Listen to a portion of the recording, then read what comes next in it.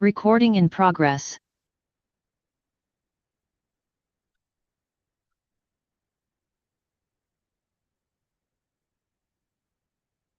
Good afternoon, dear students. How are you all doing? Come on, everybody.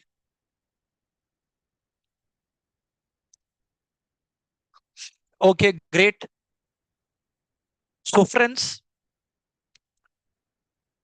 for your current attempt, this is going to be your today is going to be your last economics class for the present attempt. Okay, so this is our part 4, everyone, Indian economy, and today we are going to complete the few remaining MCQs from this topic as well. Okay, most of the MCQs we had practiced, most of the concepts we had covered. Whatever was left, we will complete it today. Okay, so hello Hitesh, good afternoon. KS Anag, okay Nishi, Sunil, Pranitha, good afternoon. Lakshmi, Nancy, Priyanka, good afternoon, everyone.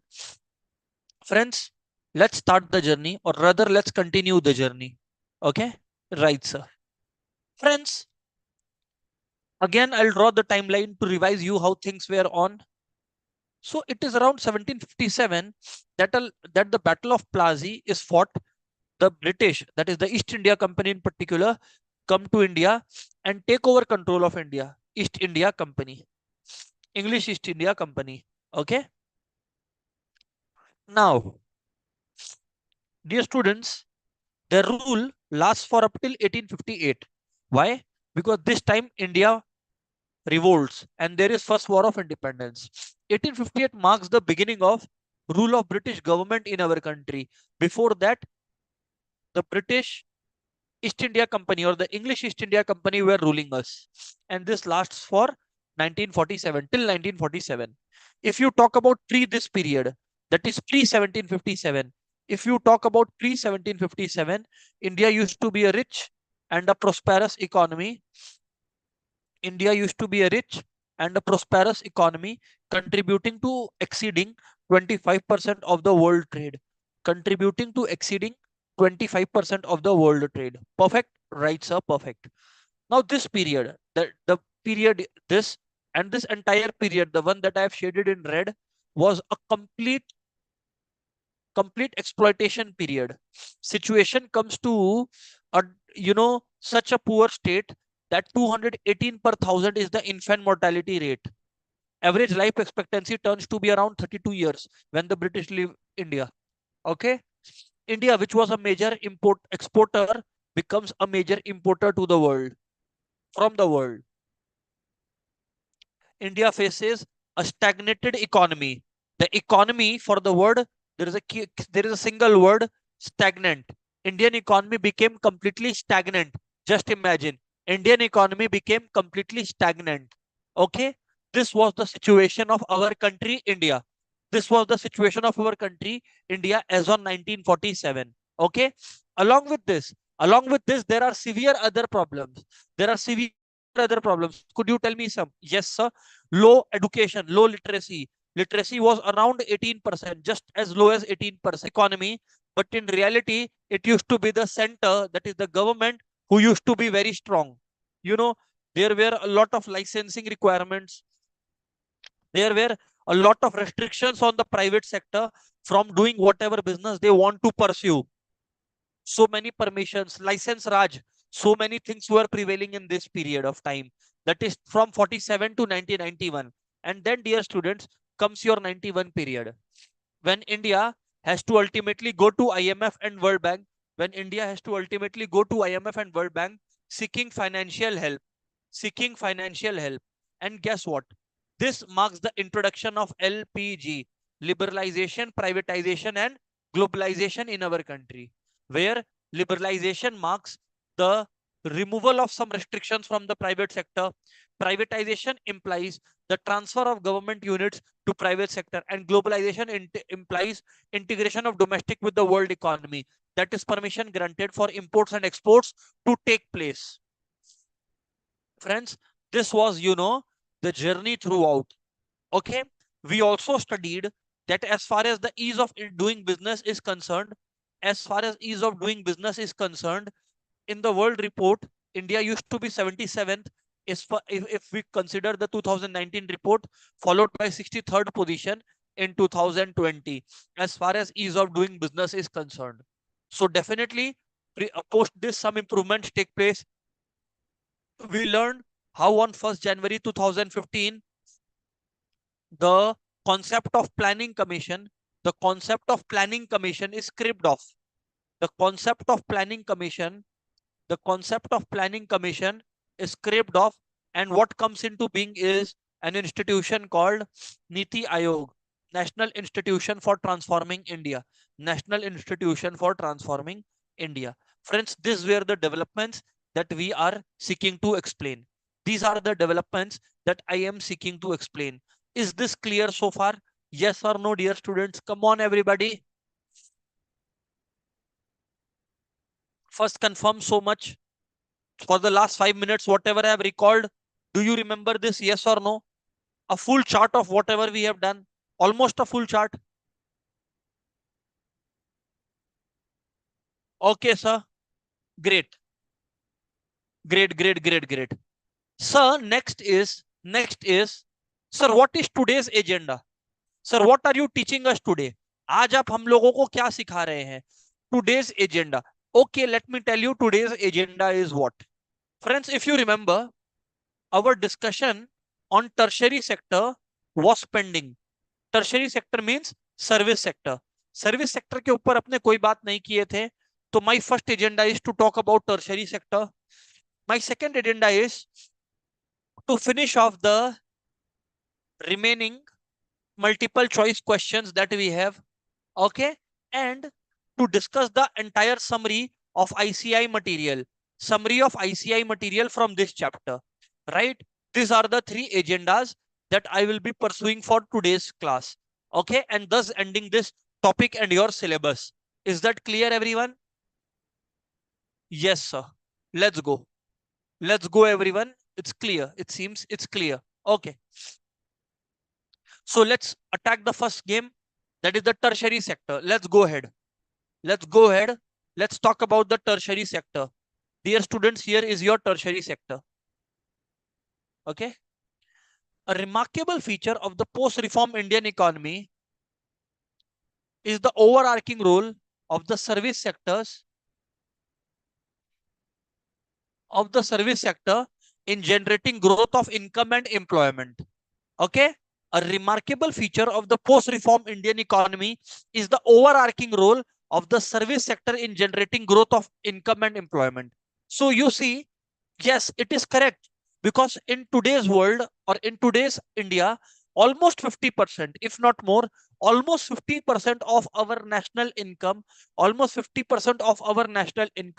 comes from the service sector. Almost 50% of our national income comes from the service sector as of today's India. Yes, as far as employment is concerned, 25% around people are employed in service sector. Still, it is the major contributor. Why? Thanks to, yes, education. The growth of service sector implies the growth of education, because only then can service sector grow. Yes or no, dear students? Yes or no? Yes, sir, you are correct. Right, sir. Unlike the usual economic development process of nations, where economic growth has led to a shift from agriculture to industries or from primary to secondary sector, India has the unique experience of bypassing the secondary sector in the growth trajectory by shifting from agriculture to service. Sir, please explain this paragraph. We did not understand. Friends, in most of the developed countries, what happened? Majority developed countries में आपको पता है क्या हुआ था? सबसे पहले primary sector जो है ना, वो ग्रो करता था. और फिर डियर स्टूडेंट्स, जैसा कि आप लोग सही सोच रहे हो, प्राइमरी सेक्टर के बाद डियर स्टूडेंट्स क्या ग्रो किया? डियर स्टूडेंट्स, प्राइमरी सेक्टर के बाद ग्रो किया आपका secondary sector. Dear students, primary sector के बाद आपका ग्रो किया सेकेंडरी सेक्टर. ठीक है. और दोस्तों, फिर ग्रो करता था tertiary sector. So first primary sector used to grow, followed by secondary sector, followed by tertiary sector. But in today's India, you know what? In today's India, आज के इंडिया में क्या हुआ? India did not witness the rise in secondary sector. Secondary sector's role is 20 to 25% and it continues to remain the same. And India has moved from growing primary sector to straight away tertiary sector. मतलब India वो period देखा ही नहीं जहां secondary sector जोर से बढ़ा हो और कंट्रीब्यूट किया हो. India has strictly bypassed this. Sir, is it good or bad? Both. Good because tertiary is growing, bad because industries have not grown so much. Industrial contribution has not grown so much. So it's both good and bad. Yes, sir. Sir, we understand this completely, sir. Online, come on, students. Is this clear? Everybody, yes or no? Come on, guys.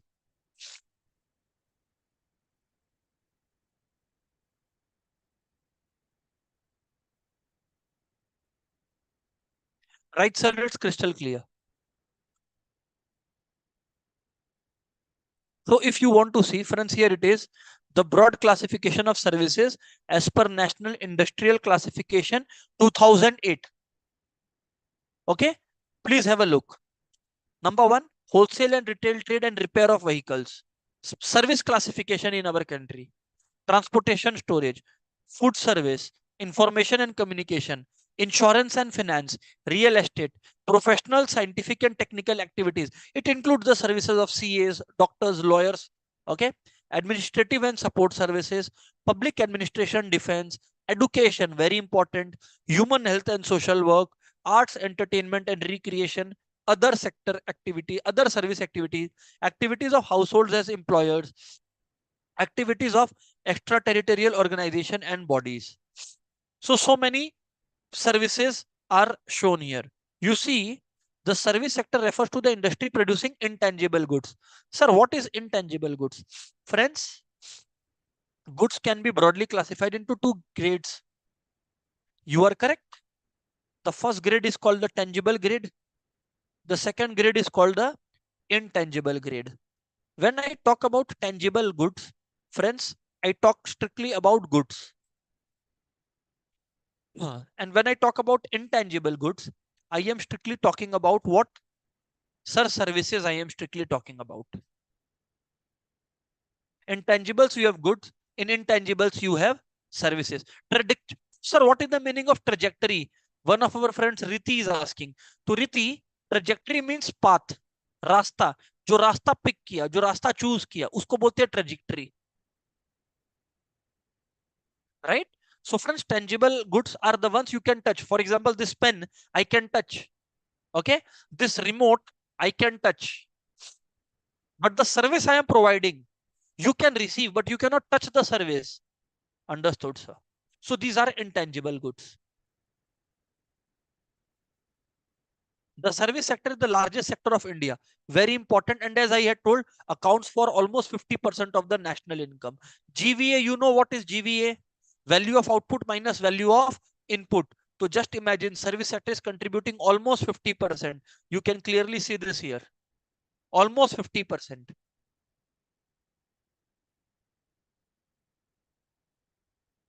Sir, go ahead.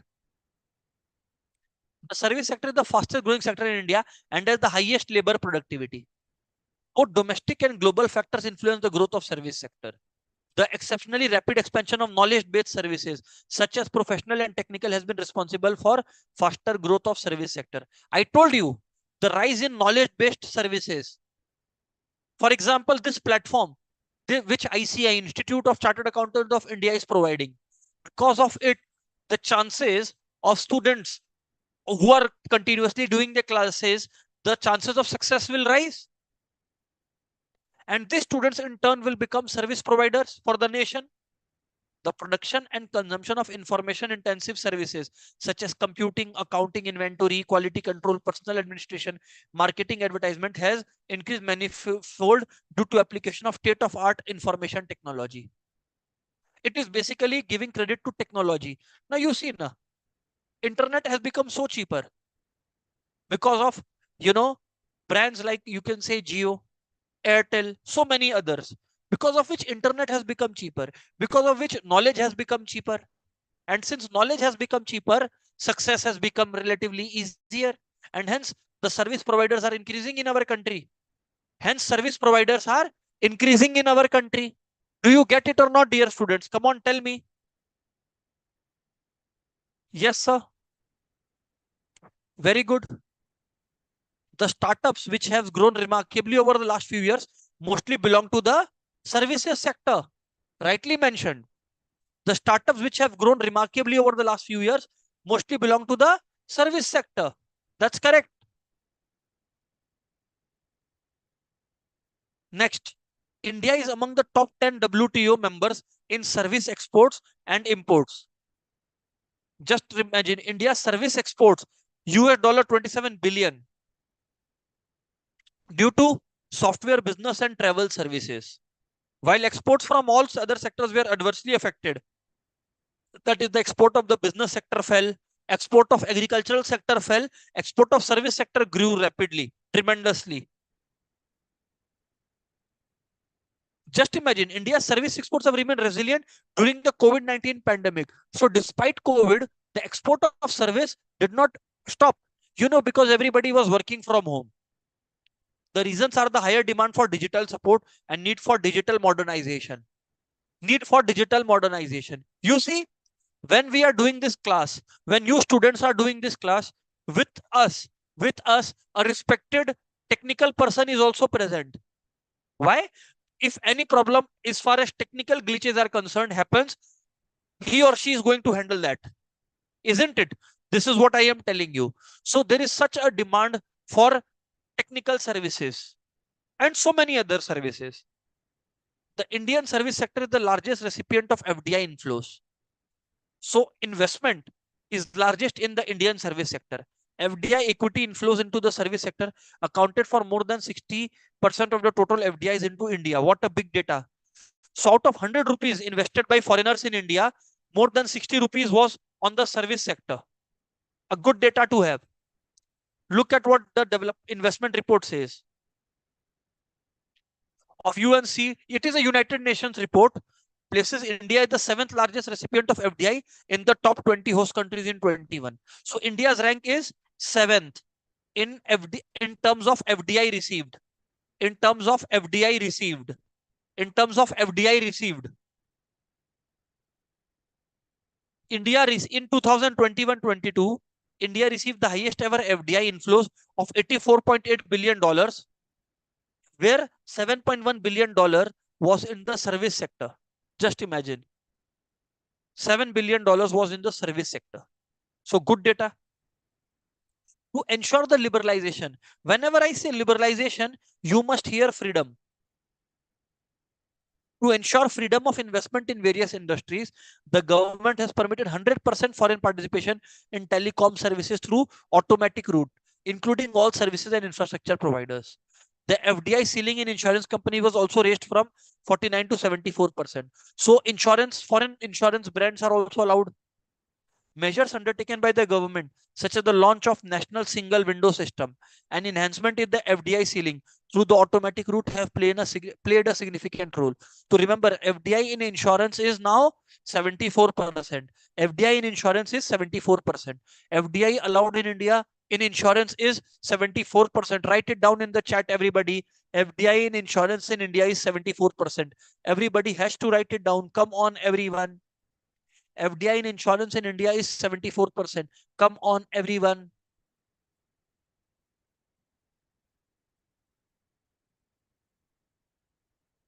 Is that clear, dear students? Yes, sir, it's crystal clear to us.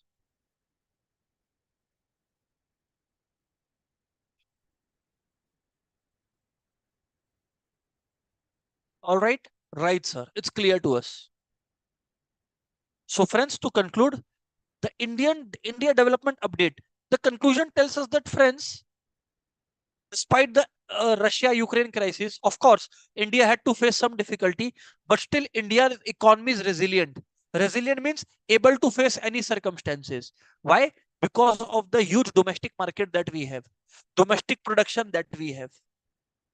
India was resilient. India was able to, manage the problems. See, the Indian Development Update of the World Bank published in November 22 observed that India had to face an unusually challenging external environment following the Russia-Ukraine war. increased crude oil and commodity prices, persistent global supply disruptions, tighter financial conditions, and high domestic pressures. Despite all this, the real GDP of India grew by 6.3%. So Indian economy is resilient. Write down. Indian economy resilient. Resilient means able to withstand changes. मतलब मुश्किलों का सामना आराम से कर लेता है. Resilient. Driven by strong consumption and investment. The report observed that India's economy is relatively more insulated from global spillovers than other emerging markets and is less exposed to international trade flows on account of reliance on its large domestic market. As such, compared to other emerging economies, India is much more resilient to withstand adversities in the global arena. Withstand adversities means withstand difficulties. Adversities means to withstand difficulties. Adversity means to withstand difficulties. Is that clear, dear students? Yes or no? Come on, everybody.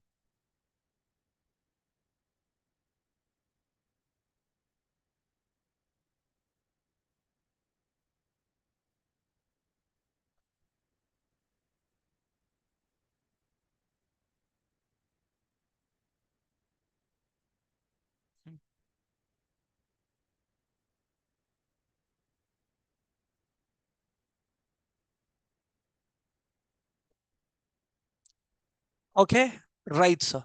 So, friends, first let's complete some of the MCQs and then we will do the revision thing. Revision thing, I will personally discuss most of the summary points with you all. But first, let's do the MCQs thing so that we are able to complete the full cycle of this chapter. Sir, I am planning that since we are only having 18 MCQs, so to start from one again. Yes, I know, ki, sir, we have done previously, but if somebody could not understand any point, the fact that we have studied all the chapters now, you would be in a better position to discuss them. Okay. The Indian industry stagnated under the colonial rules because Indian manufacturers could not compete with the imports of cheap machine made goods. Where were these cheap machine made goods coming from? Just for your extra information, I am telling Manchester, England. Manchester, England, because it was the hub of cloth manufacture, mainly the hub of industrial revolution in England, of course. 1C. Let's move on to the second point. The first wave of liberalization. Come on. It's really an easy point. You all know this. Come on. It is in 1980s. To be specific, if you want the date, it is from ICAI material only. 1981 to 1989 was the first wave of liberalization. Okay. Let's move on to the next point, dear students. The sequence of growth and structural change in India's economy. The sequence of growth and structural change in India economy is characterized by what? The historical patterns of phenomenons? Nahi. We are talking about sequence and sequence of growth and structural change. Historical pattern? No. Unique experience of sequence as agriculture, service and industry. Today we have discussed. आज ही बात हुआ कि agriculture sector के बाद हमारा कौन सा sector grow हुआ था स्ट्रेट अवे? सर्विस. बताए थे ना कि इंडस्ट्रियल सेक्टर बाईपास हो गया था. हाँ ना बोलिए. कि एग्रीकल्चर के बाद सर्विस ग्रो हुआ फिर इंडस्ट्री. हाँ या ना बताइए. आपको याद है नहीं याद है? Come on, you remember it और not? Today we have discussed it. Fourth point, merchandise exports from India scheme was replaced by remission of duties and taxes on export products in 2021. Merchandise exports from India scheme. Merchandise exports from India scheme. It is written in the number of points that you have. Okay. Merchandise exports of India scheme. I'll show it to you. Just give me a moment.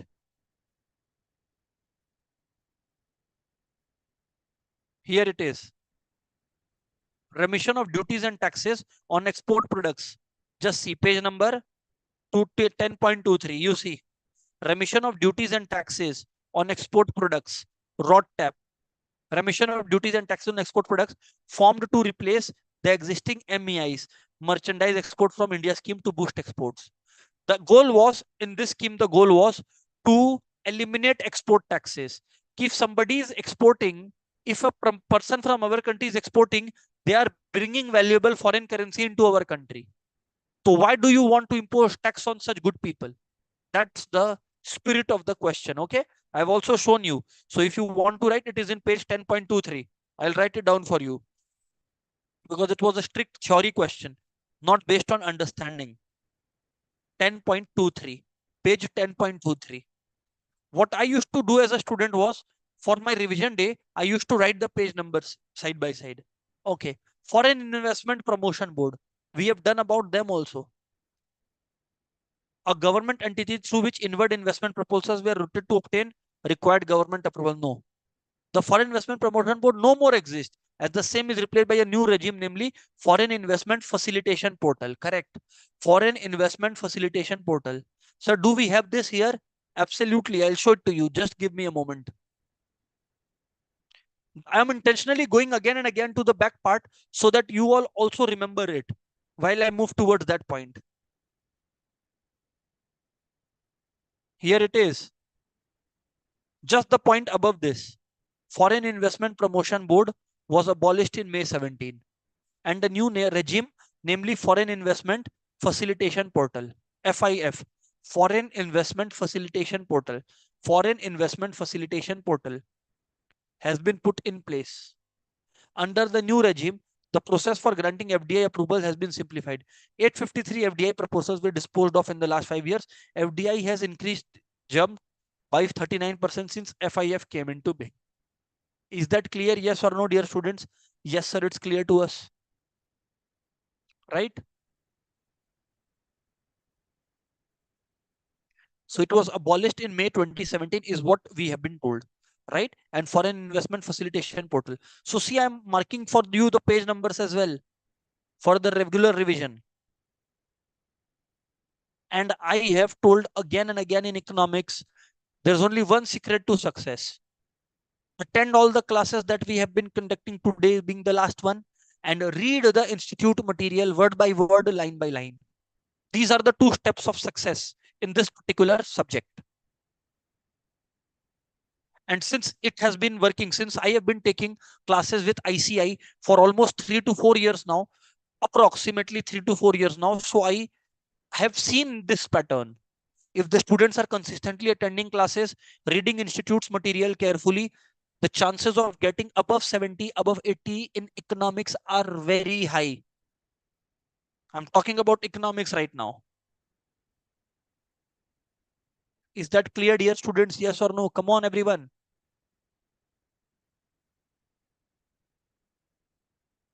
Okay, let's go. FAME India scheme. FAME India scheme. Again, the FAME India scheme. Let's solve it. Enhances faster industrialization through private participation. No, it is basically to promote manufacturing of electric and hybrid vehicle technology. To promote manufacturing of electric and hybrid vehicle technology. Sir, can you show it to us where it is written? Of course, I'll show it to you.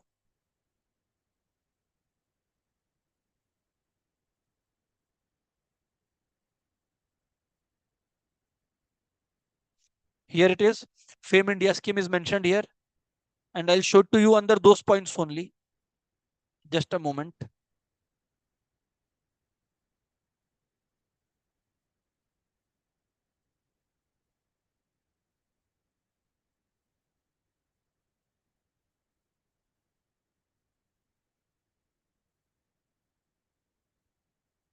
FAME India scheme. Same page.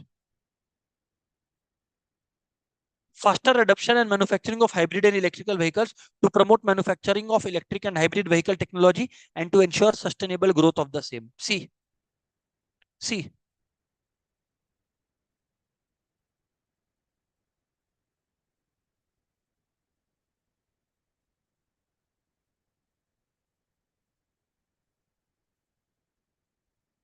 okay.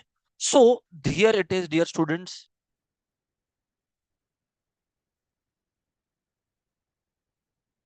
To promote manufacturing of electric and hybrid vehicle technology. Ha, correct. In terms of doing business, last day also done, today also done. If it was 2019, I would have ranked 77. But it is 2020, India is 63rd now. We discussed it in the very beginning of today's class.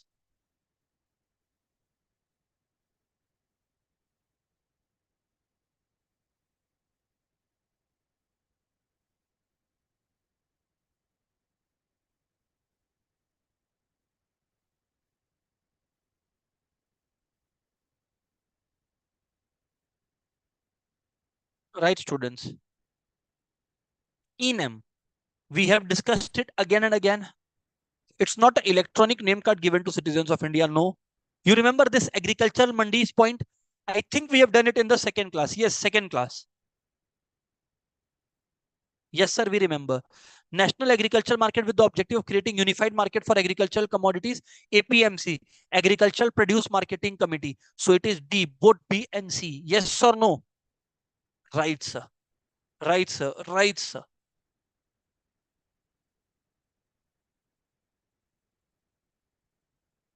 Which of the following is not a policy reform included in the new economic policy of 1991? Acha, which of the following is not a policy reform? Is not a policy reform. Is not a policy reform included in the removing license requirement for all industries? No. For all industries, no. Still, licenses are required when you deal with some dangerous chemical or when you deal with alcohol, liquor, etc. So still licensing is requirement. Yes, investment was liberalized. Yes, trade was liberalized. Yes, this investment was done. No, for all industries is the problem. If it was some industries, it would have been correct. So therefore, not a policy reform. A will be the answer.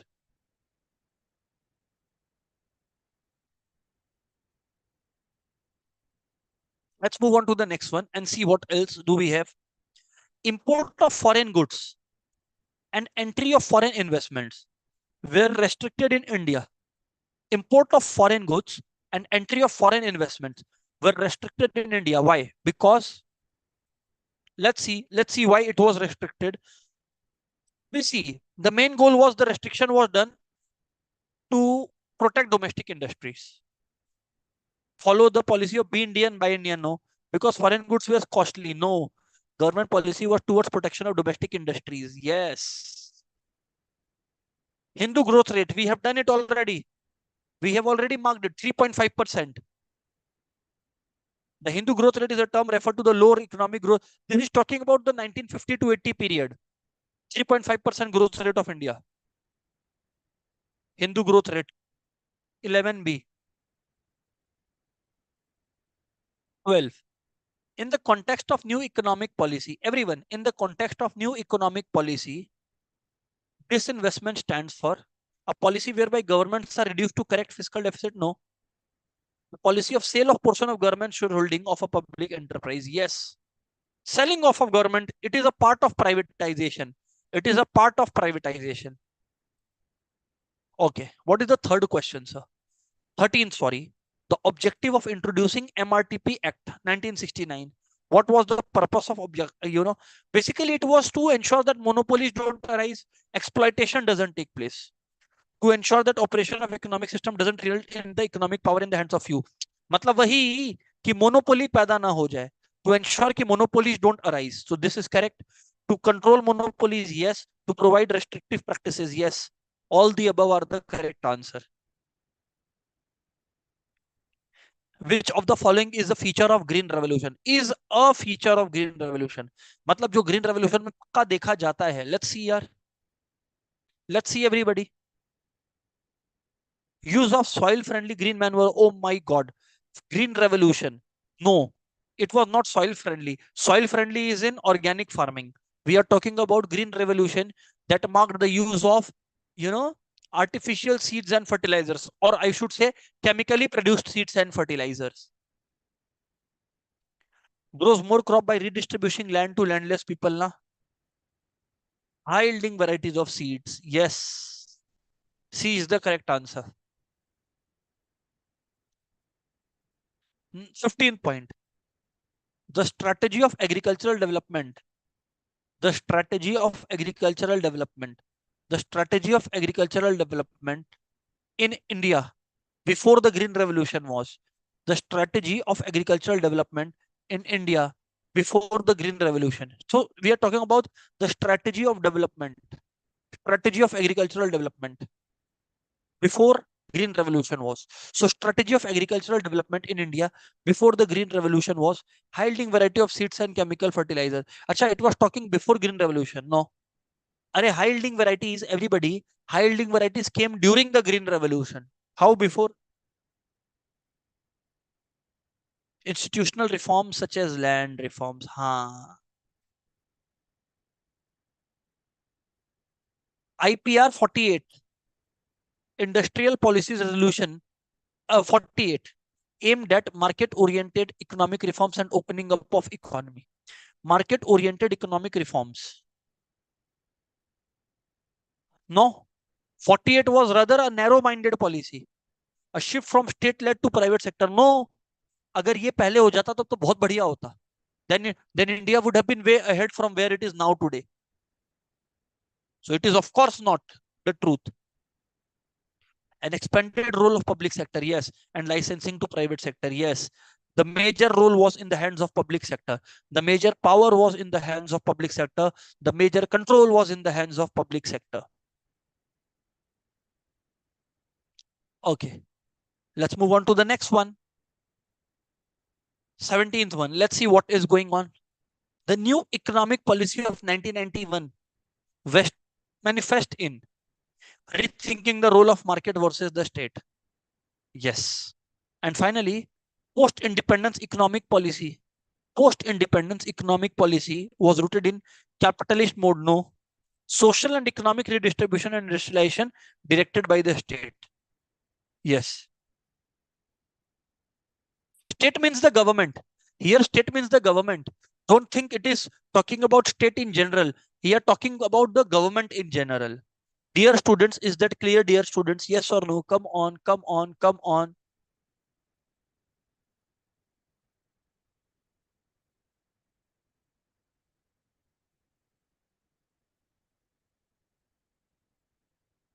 So 15B is the correct answer. Okay?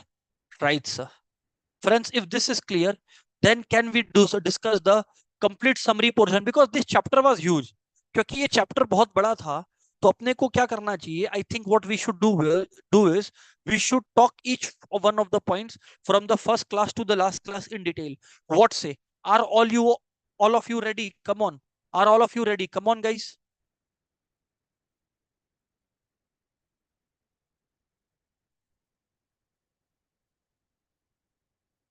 Yes, sir. So let's once again recap this entire chapter's journey. Let's go ahead. Once all of you confirm, then I'll start.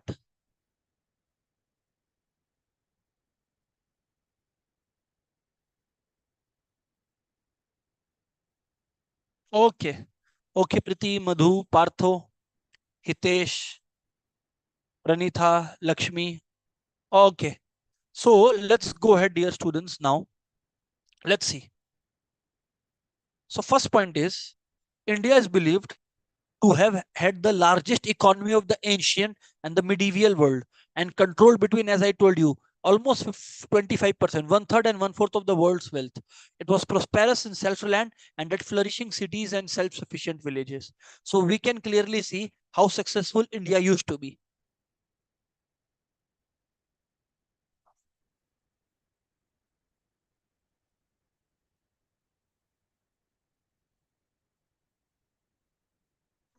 Advent of Europeans, okay, the advent of Europeans and the rule of British from 1757 to 47 brought about a marked shift in the economic history.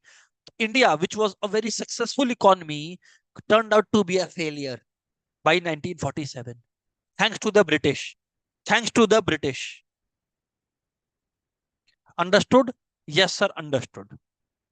Higher production on account of industrial revolution in Britain. See, in Britain, industrial revolution took place, so output increased. अब भाई output अगर बढ़ गया तो कोई खरीदने वाला भी तो चाहिए. तो बस इंडिया को पकड़ लो और इंडिया को माल बेचो, इंडिया से रॉ मटेरियल खरीदो. Buy the raw material from India and sell the finished products to India. Necessitated raw materials and market for finished goods, for which India was made the target. I told you. Twofold objectives. Twofold. Twofold objectives. Twofold objectives. I told you. This, along with adverse imperial policies towards Indian manufacturing and the ease of importing cheap machine, made goods decreased the competitiveness of Indian manufacturers and reduce their domestic demand, leading to a virtual destruction of the Indian manufacturing sector. So Indian manufacturing sector was destroyed. Now listen up. The consequence of collapse of manufacturing sector was felt heavily on agricultural sector in the form of overcrowding on farms, subdivision and fragmentation, subsistence farming, low productivity, lower incomes and aggravated poverty. So everything was bad news from there on. Everything was bad news from there on. So the consequence of collapse of manufacturing sector was felt heavily on agricultural sector in the form of overcrowding on farms, subdivision and fragmentation, subsistence farming, low productivity, lower incomes and aggravated poverty.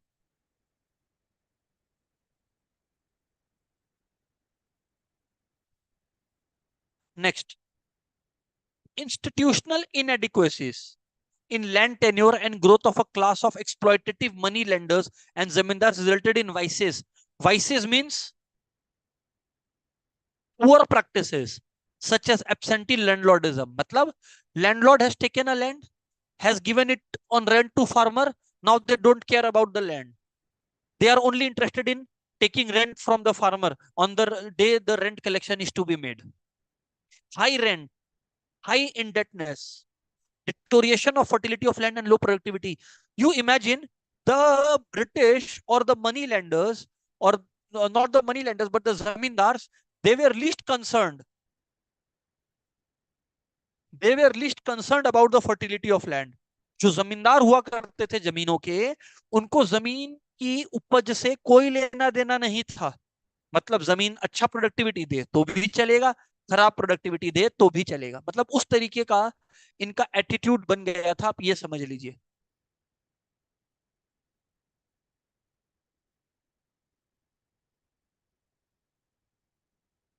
During the British period, modern industrial sector saw lopsided growth with preponderance of cotton and jute industry. So there was existence of, you can clearly see, cotton and jute industries. Producer good industries lagged behind due to the discriminatory attitudes of self-interested British rulers.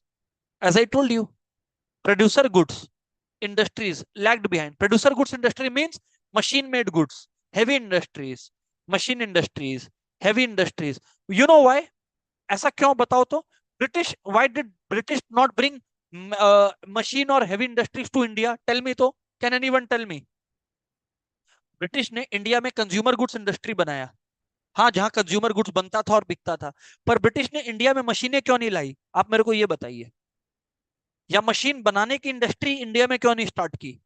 Iron steel industry British ने क्यों नहीं India में start की. Why didn't the British start industries like iron and steel in our country. Tell me. Let's see who is able to answer that.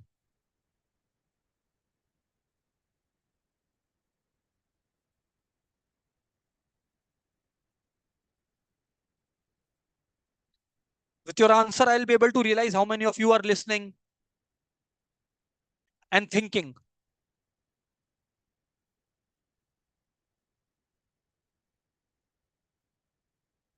Yes, my eyes are on the chart. Yes, Madhu, you are correct. Nishi, very good. So Madhu and Nishi have given the correct answer.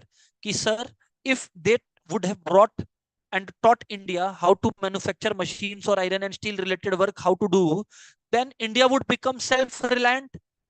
If India becomes self-reliant, then India will not import, and they wanted India to be an importer.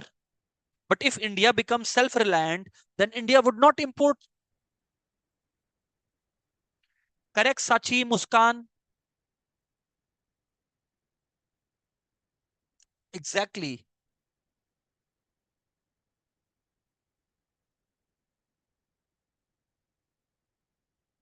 Exactly. You are correct, everybody. You are correct, everybody.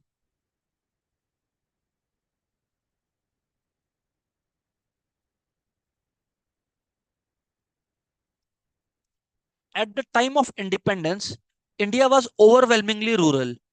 inhabited by mostly illiterate and poor people with a low life expectancy. The social structure was deeply stratified and exceedingly heterogeneous on many counts. The country was deficient in physical, financial, and human capital. Basically, everything was lacking. ना physical capital था, मशीनें, financial capital पैसा, human capital मतलब labour, तीनों ही नहीं था India के पास. India was lacking in all the three grounds.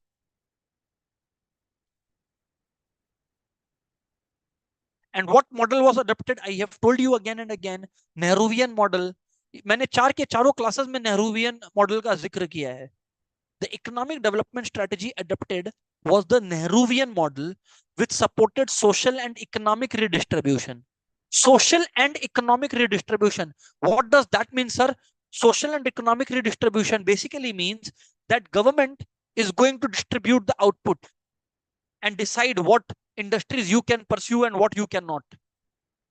And industrialization directed by the state. State means the government. Accordingly, the planning commission was established. You remember in 1951 planning commission was established. Can you tell me who is the chairman of the planning commission, or rather who used to be the chairman of planning commission? Chairman of planning commission, tell me, come on. आपके हिसाब से planning commission का chairman कौन हुआ करता था? आप बताइए मुझे.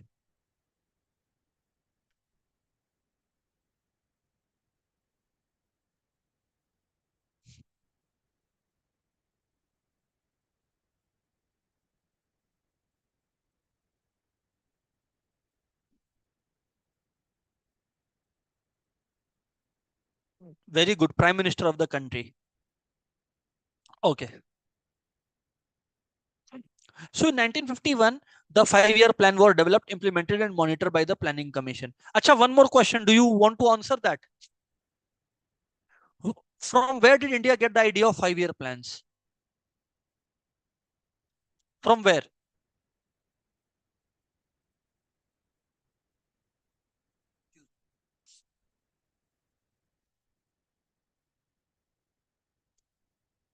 From where did India get the idea of 5-year plans? Let me tell you, it was from USSR, Soviet Union. Because, yes, India was basically following the middle path. India was not favoring the US, neither favoring the USSR. This was on paper. But in reality, India had a kind of friendship treaty, friendship agreement with USSR. So India adopted the USSR model.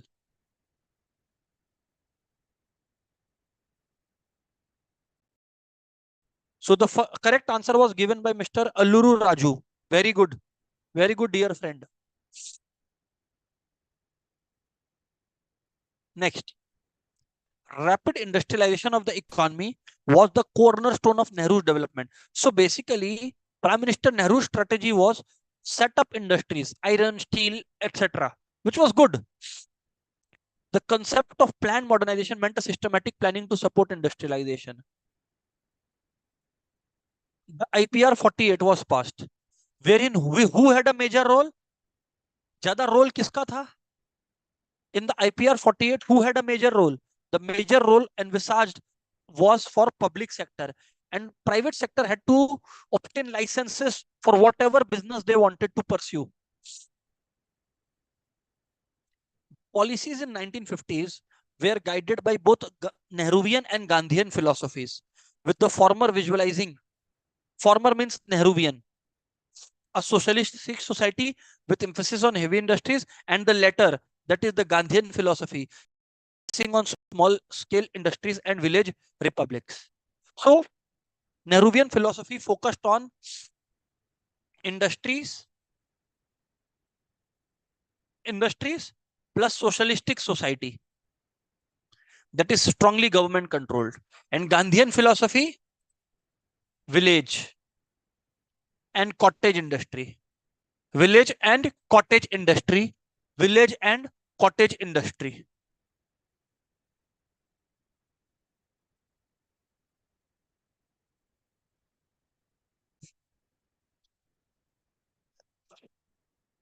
Next, The Industrial Policy Resolution of 56 supported undue priority and enormous expansion of the public sector, which resulted in dampening of private enterprise. I told you.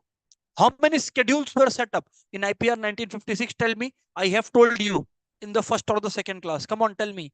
IPR 1956 के अंतर्गत कितना schedules था? ये बताइए मुझे आप लोग. Let's see who answers this first. Because I had made you write this in the copy.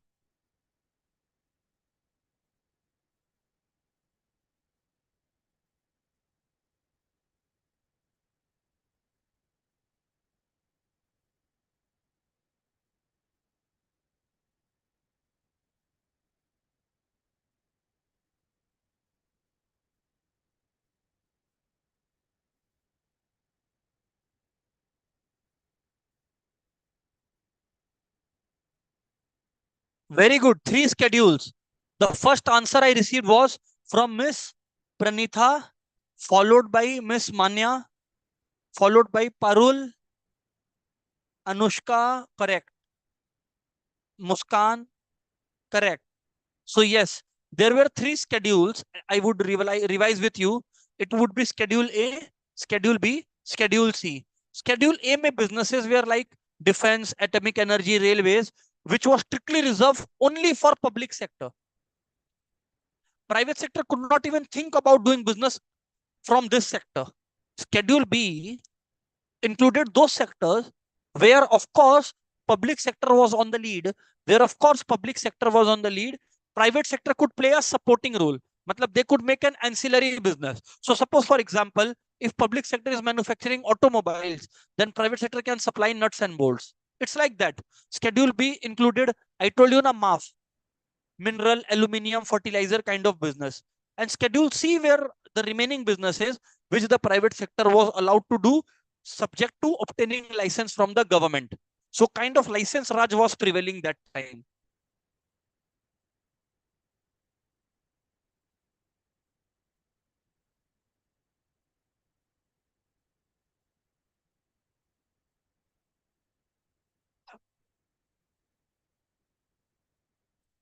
Yes. In the first 3 decades after independence, 1950 to 80, today in MCQ also we solved it. India's average annual growth rate of GDP, often referred to as Hindu growth rate, was how much? The Hindu growth rate was modest 3.5%. Was modest 3.5%. The first major shift in Indian economic strategy was in the mid 1960s. The first major shift in the Indian economic strategy was in mid 1960s. Due to continuous failures of monsoon, droughts struck India in 66 and 77 and food crisis set in. So there was food crisis in 66 and 67. The need for industrial productivity in agriculture kick-started a strategic change in agricultural policies.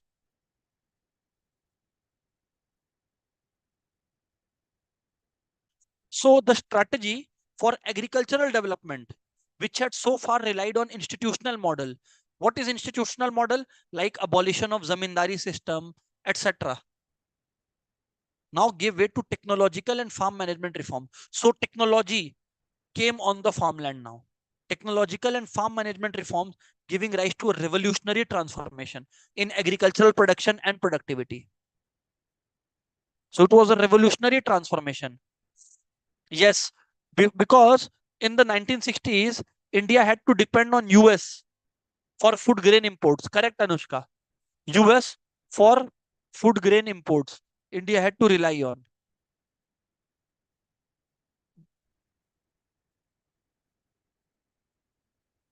And then came a revolution. The radical change materialized by innovative technologies, including high-yielding seed varieties. Sir, what are high-yielding seed varieties? These are basically chemically produced seeds in the laboratories, which increase the productive capacity of seeds. So if you talk about quantity, the quantity of food crops would definitely increase. And intensive use of water, fertilizers, and pesticides is referred to as green revolution. Yes, that is important. याद रखिएगा जो green revolution के seeds और fertiliser seeds है ना, ये बहुत ज्यादा पानी मांगते हैं और साथ साथ में आर्टिफिशियल फर्टिलाइजर्स भी मांगते हैं। ये बात आप लोगों को ध्यान रखना पड़ेगा दोस्तों।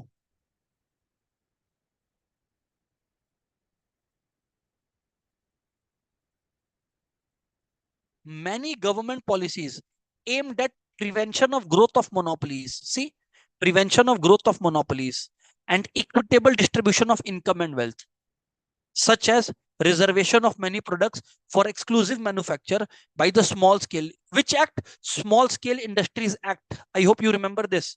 Around 1960s, it was passed. What happened in the Small Scale Industries Act? Kuch businesses, some businesses were reserved exclusively for manufacture by the small businesses. So even if somebody in the mid-sized business or large-sized business would want to indulge in the small scale industries, they wouldn't be allowed to do so.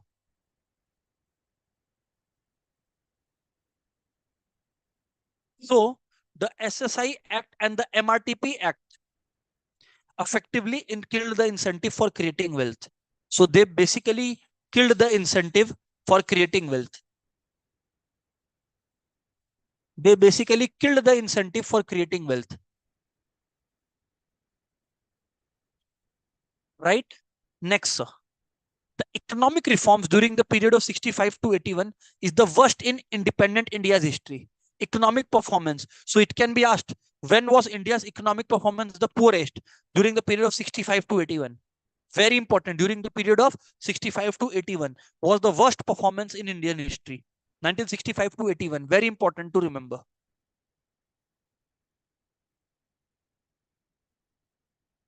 Worst.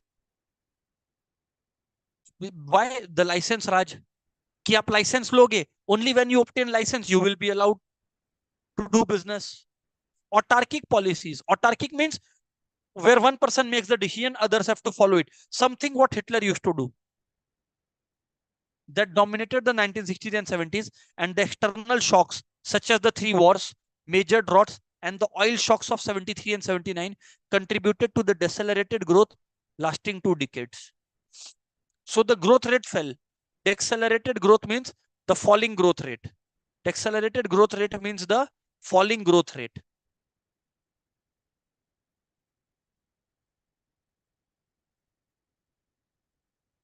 Understood, everyone? The seeds of early liberalization and reforms were sown during 1980s, especially after 85.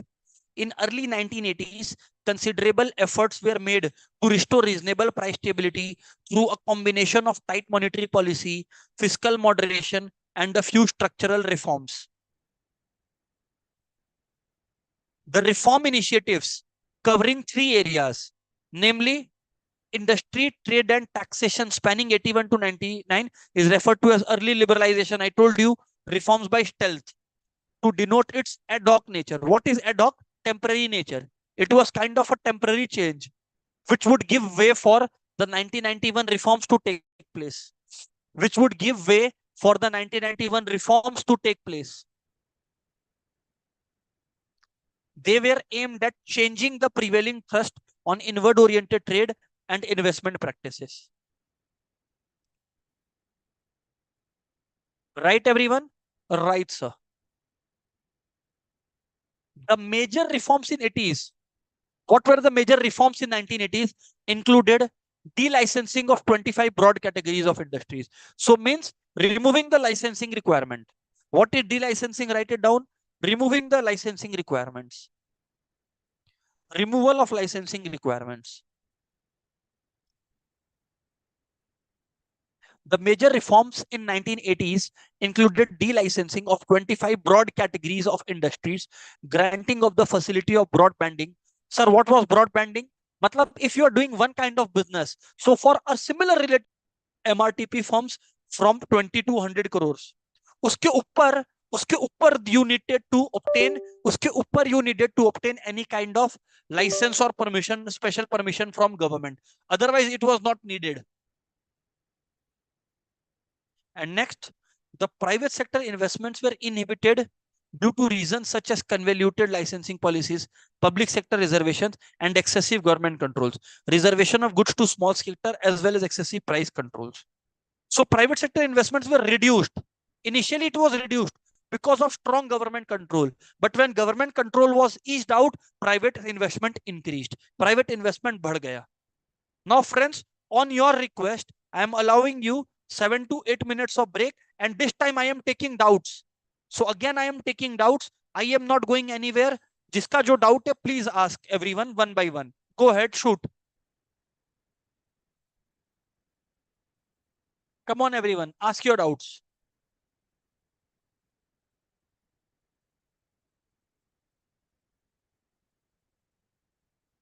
Those who needed break can take break, and बाकी लोग doubts पूछे.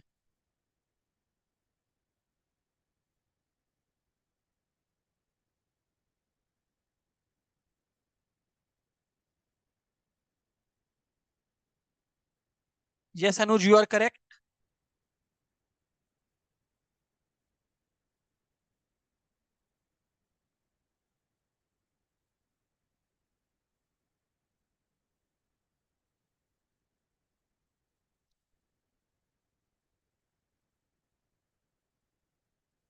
Very good.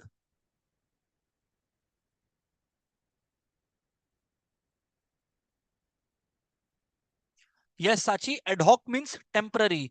क्योंकि initial reforms were temporary ना. Later on, much better reforms came.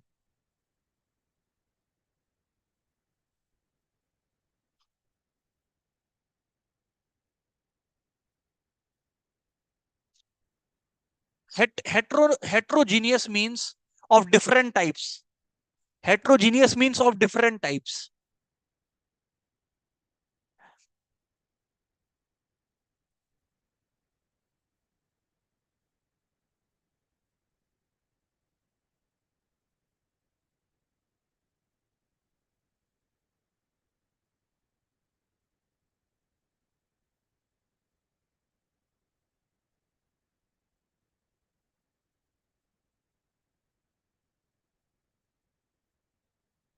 Anushka is asking. Anushka is asking a good question. Sir, how service sector complements growth of manufacturing sector? Sir, how service sector complements growth of manufacturing sector? Of course, I can tell you this. See, Anushka, manufacturing sector has manufactured this pen. But if transportation of this pen is not done, there is no use of this pen manufacture. That is what is the role of service sector. Manufactured products can make the product available, but service sector delivers the product, creates awareness about the product, creates distribution of the product. Ashinka, inward oriented means focused in India. Means when inward oriented means India ka development ke liye, to boost India's sale, to boost Indian markets. Ranitha, broadbanding means the requirement of license. अगर आपको एक ही चीज के लिए licence चाहिए, for example if you have the license for truck manufacture, then to manufacture cars you don't need license. That is broadbanding. Delicensing means for 25 businesses between 81 to 89, license requirements were removed.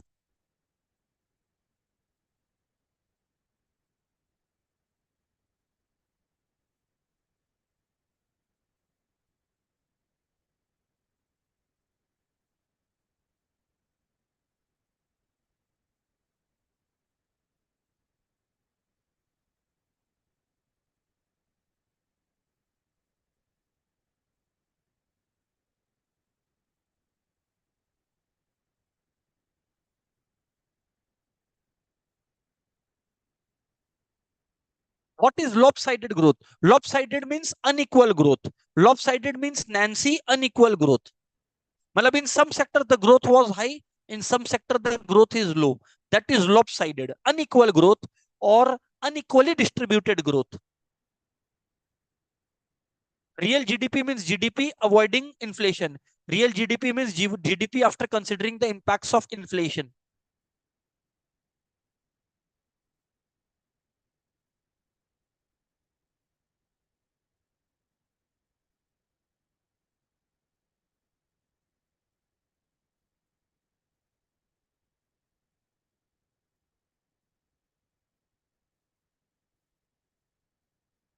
Sir, who is a technocrat? Technocrat. Sir, what is the meaning of technocrat? Friends, technocrat means a person who thinks that some of the problems of society can be solved using technology and its application. Technology plus its application. So, using the technology and its applications, many problems of the society can be solved. Believer in such an idea is called a technocrat.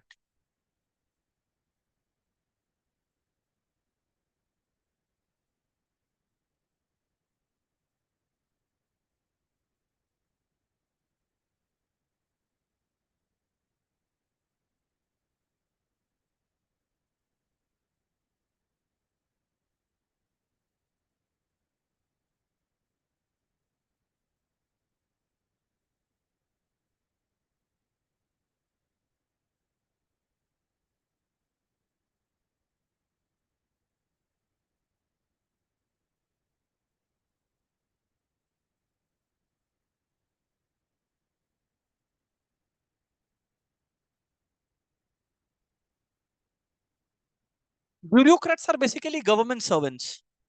Right, right. Bureaucrats are basically government servants.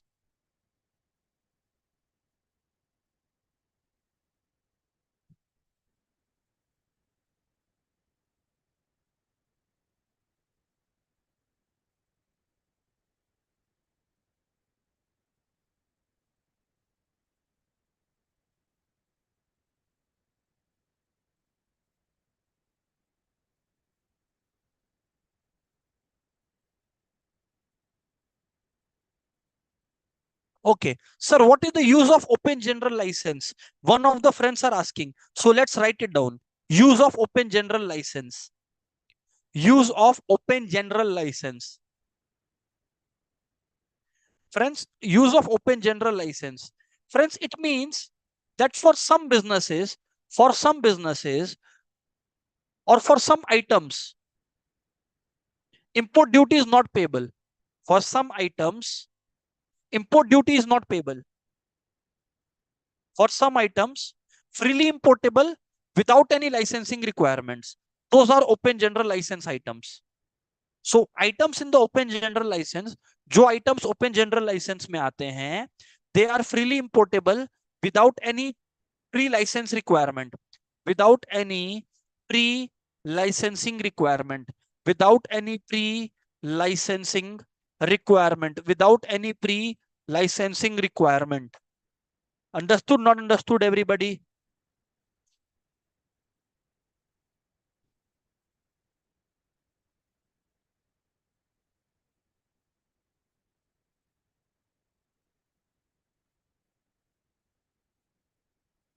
Okay, friends. Now we will start our discussion back again. Okay. So let's continue our discussion of the summary. All right. The public sector, which led the manufacturing and service sectors, service sectors, was plagued by inefficiency. Oh my God. So the public sector was suffering from inefficiencies. Okay. Delay in decision making. There were strict government controls and bureaucratic procedures. Bureaucratic means unnecessarily government interference. And so there was low return on investment. We are talking about the period till 1980s. You know, they were running at losses. Many government businesses were running at losses. Many government businesses, dear students, were running at losses. Just imagine. Import controls in the form of tariffs, quotas, and quantitative restrictions, and restriction on foreign trade and investment virtually insulated the economy from foreign competition. So there were so strict import barriers. इतना ज्यादा import barrier लगा दिया था, क्यों? Domestic producers को protect करने के लिए. To why? To protect the domestic producers. किस लिए इतना बैरियर्स लगाया गया था? To protect the domestic producers. To protect the domestic producers. To protect the domestic producers.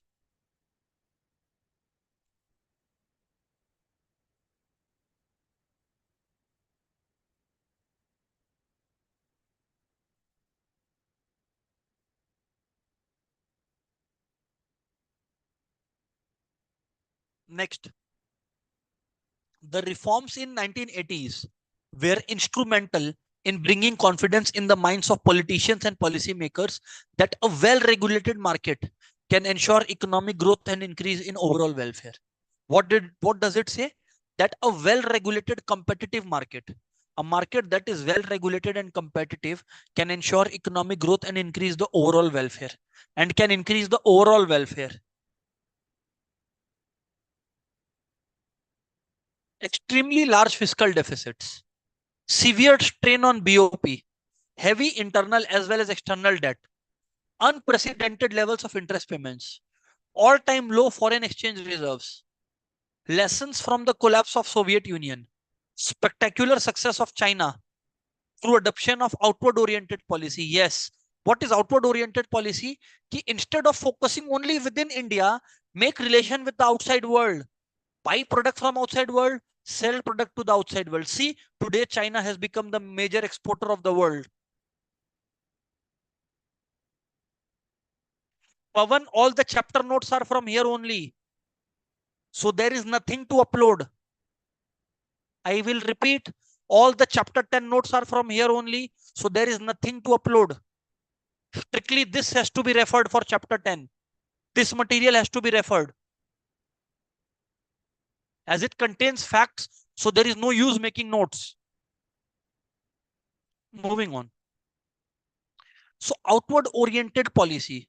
Dear students, outward oriented policy means policies focused towards exports, rather than only trying to prevent the outside world from selling products to your country. And above all, the stringent conditions put forth by the IMF for availing further loans were the reasons for launching the drastic economic reforms. Very, very important point. You see, reasons for launching of the drastic reforms. I told you it was because of IMF and World Bank conditions imposed. Number two, India was suffering from large fiscal deficit, huge borrowing India had already done from outside. The BOP crisis means India was spending more than it was making. Spending was greater than income, basically. Heavy debt, internal as well as external. Internal means from the people in the country you have taken debt, you means the government, and external means from outside the country people have taken debt. Soviet Union collapse, USSR 1991 disintegration, because of which India export fell. So many things taught India that you need to, learn from outside, and only then there can be some kind of benefit achieved. The twin objectives of reforms.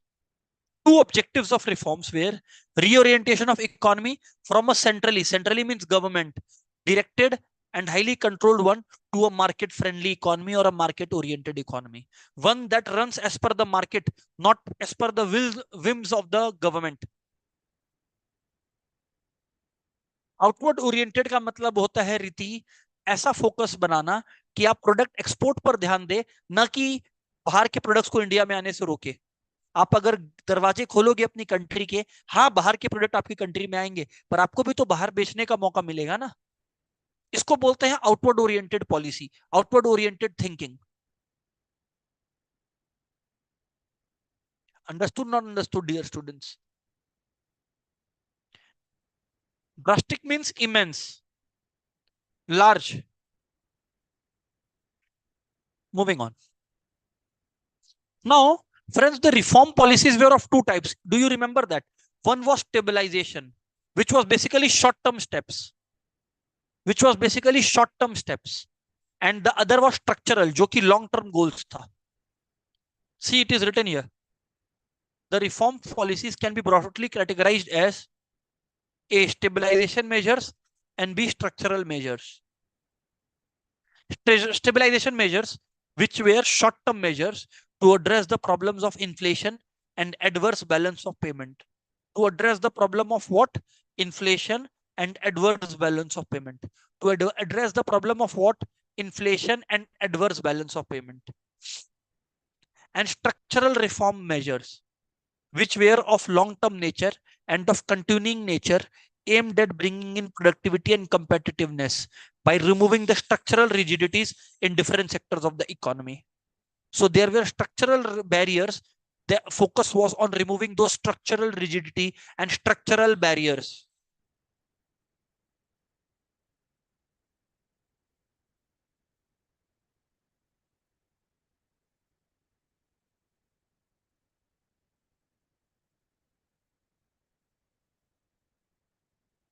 Fiscal reforms included introduction of a stable and a transparent tax structure, better tax compliance, control of government expenditure, reduction of subsidies, disinvestment of government equity holdings, and encouraging private sector participation. What is it, sir? Repeat. The fiscal reforms included introduction of a stable and transparent tax structure. What is it? Stable and transparent tax structure, better tax compliance, control of government expenditure, reduction ability of subsidies, disinvestment of part of government's equity holdings, and encouraging private sector participation. And encouraging private sector participation.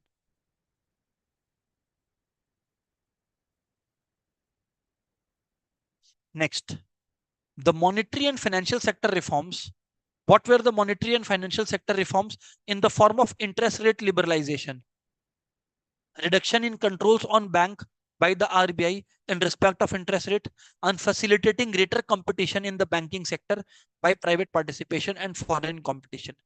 Reduction in reserve requirements, liberalization of bank branch licensing policy, and establishing prudential norms of accounting in respect of classification of assets, disclosure of income, and provision for bad debt. So, a lot of accounting changes, a lot of reporting changes have taken place, and still it is taking place. You see, now you all have to study in the inter and final level Ind AS as well, IFRS as well. It's a good change. So the monetary and fiscal reforms were in the form of interest rate, reduction in control of bank by the RBI. I told you na, RBI's role was changed from, put complete the sentence, from regulator to dash, an MCQ question. I'll not give you options. Regulator to dash. Come on. I had made you write this. RBI का role बदल गया था, regulator से क्या बन गया था बताइए?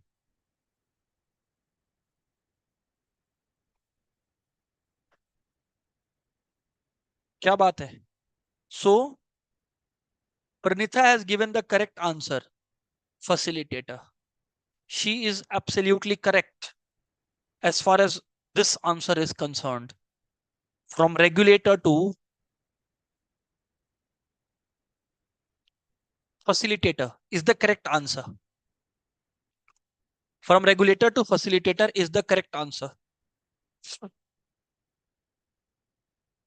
Next, reforms in capital markets included granting of statutory recognition to SEBI to facilitate mobilization of adequate resources and their efficient allocation. A very important point. You see, reforms in capital market included granting of statutory recognition to SEBI, basically giving SEBI some powers. To facilitate mobilization of adequate resources and their efficient allocation. A new industrial policy came into being. Wow. Announced by the government on 24th July 1991, sought to substantially deregulate industry. Deregulate means removal of restrictions, removal of strict regulations, or reduction of strict regulations. Regulations means rules, नियम कानून को थोड़ा आसान कर देना.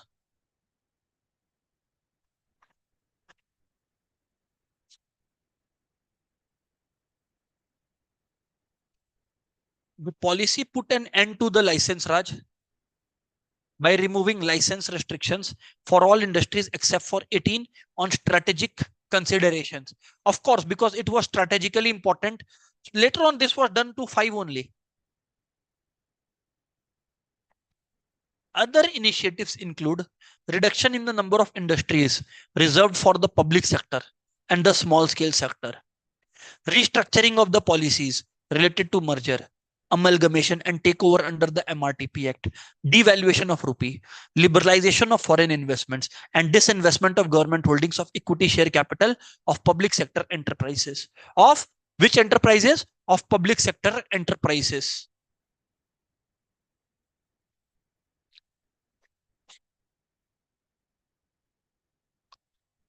The trade policy reforms included liberalization of external trade, removal of licensing for imports, dismantling of quantitative restriction of imports and exports, and phased reduction and simplification of tariffs.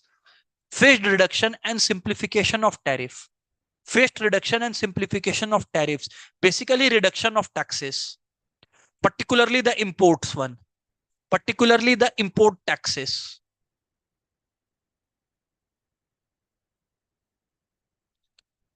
Right, sir? We are understanding. Reforms resulted in major changes such as increasing integration with the global economy. What is this called? What is this called? If the institute asks, what is this word called? Increased integration with the global economy. What is the term for it? Tell me.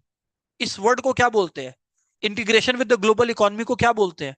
There is a word for it that I had taught you all. देखते हैं किसको याद है. अभी पता लगेगा. शैली strategic consideration मतलब एक्सपैंड करने के लिए, बिजनेस को एक्सपैंड करना हो, ट्रेड को एक्सपैंड करना हो, उसके लिए. स्ट्रेटेजिक कंसिडरेशन का मतलब है फॉर सिक्रेसी. कुछ जगह पे सिक्रेसी चाहिए होता है शैली. फॉर मेंटेनिंग सिक्रेसी शैली.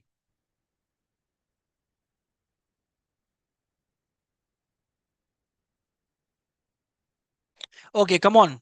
What is increasing integration with the global economy called? Wow. So here the first answer was by people like Muskan, Manya, KS Anag, Pranita, Anuj, Nishi, Dheeraj. All right, correct answer. It's called globalization. Increasing integration with the global economy is called globalization. Correct answer. Globalization. Then progressive shift towards a market oriented economy. Progressive shift towards a market economy. Sizable reduction in government's market intervention and controls, unprecedented growth of private sector investments and initiatives, increased levels of international competitiveness, easier access to foreign technology, inputs, know-how, and finance, steady flow of FDI and portfolio investment. Solid cushion of foreign exchange reserves, increased incomes, large domestic market, sustainable levels of aggregate demand, substantial reduction in poverty, greater customer choice, increased efficiency, phenomenal growth of infrastructure, and the deepening of the financial sector. So multiple changes took place.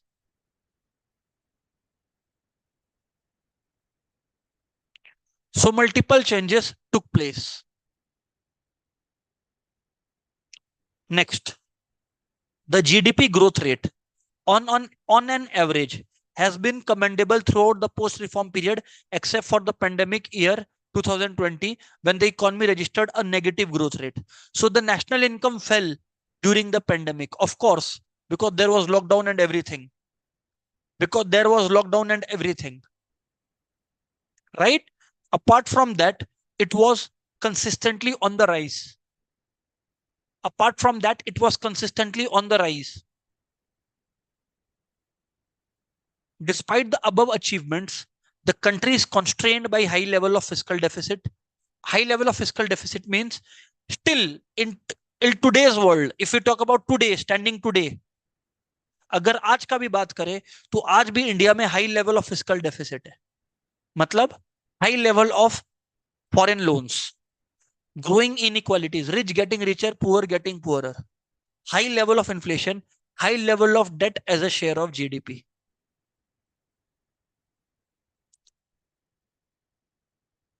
Then the Planning Commission of India was one of the most important institutions within India's central government for nearly 64 years. The new ideologies of the neoliberal era called for a change in the nature, composition, and scope of institutions of governance. So now, we will talk about removal of Planning Commission from 1st January 2015. So on 1st January 2015, the apex policy making body, namely Policy Planning Commission. So remember, if institute asks before 2015, write it down with me. Before 2015, who was apex? Who was the apex? Who was the apex? Who was the apex policy making body? Before 2015, who was the apex policy making body? If institute asks you,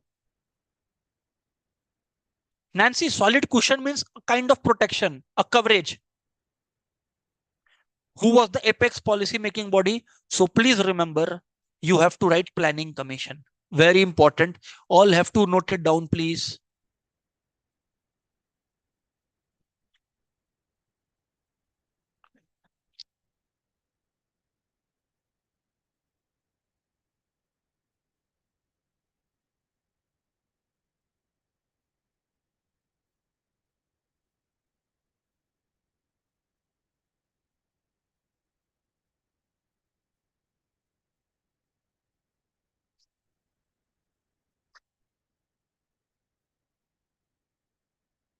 So on 1st January, the apex policy making body, namely planning commission, was replaced by the National Institution for Transforming India, that is Niti Aayog, with the objective to spur innovative thinking by objective experts and promote cooperative federalism.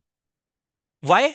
What is cooperative federalism? States को, state governments को, सरकारों को, राज्यों को मौका मिले बोलने का अपने स्टेट से रिलेटेड, अपने जगहों से रिलेटेड प्रॉब्लम्स के बारे में. So by enhancing the voice and influence of the states.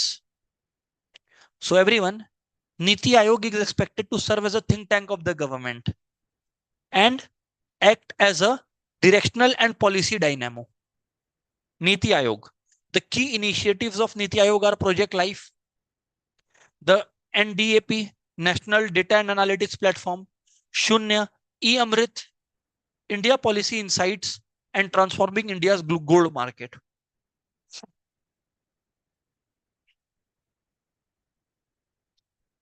Next, the weakness of the systems are that Niti has a limited role.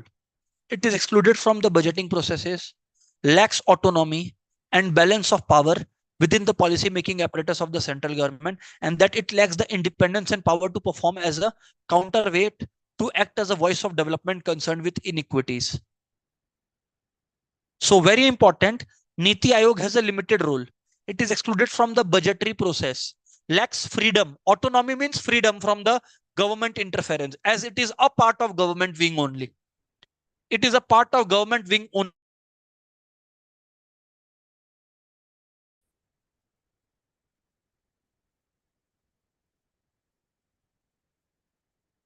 And that it lacks the independence and power to perform as a counterweight, to act as a voice of development with inequities. So it doesn't deal with the problem of inequalities in development. It is not intended to. Understood, not understood, dear students? Yes, sir. The primary sector, that is agriculture sector, with its allied sector, is the largest source of livelihood for people.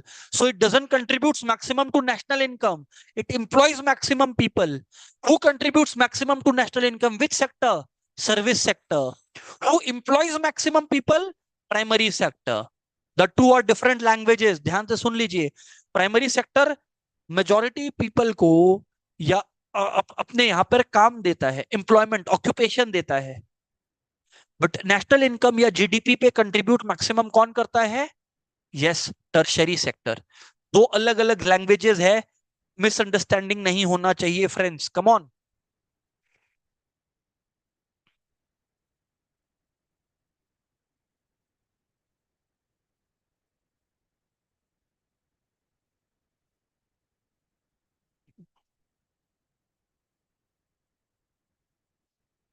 So now friends,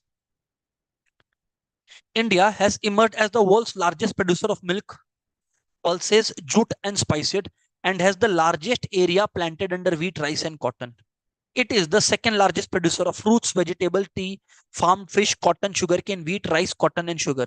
47% of India's population is directly dependent on agriculture for living, which contributes a significant figure to GDP. Food grain production has reached 315 million tons in 21-22. Renuka, counterweight means to oppose the government decisions. Renuka पूछ रही है counterweight का क्या मतलब है. मतलब नीति आयोग के पास ये पावर नहीं है कि अगर वो गवर्नमेंट की किसी डिसीजन से डिसएग्री करे तो वो उसके खिलाफ वॉइस उठाए. It can not act as a counterweight.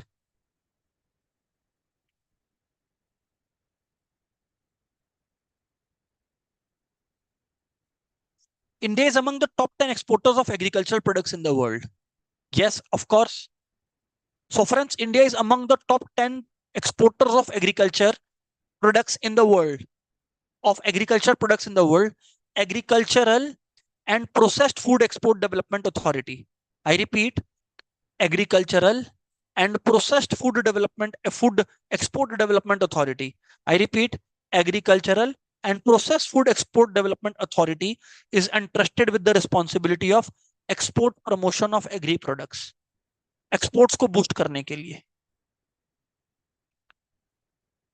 Dheeraj, meaning of rigidities is strict controls.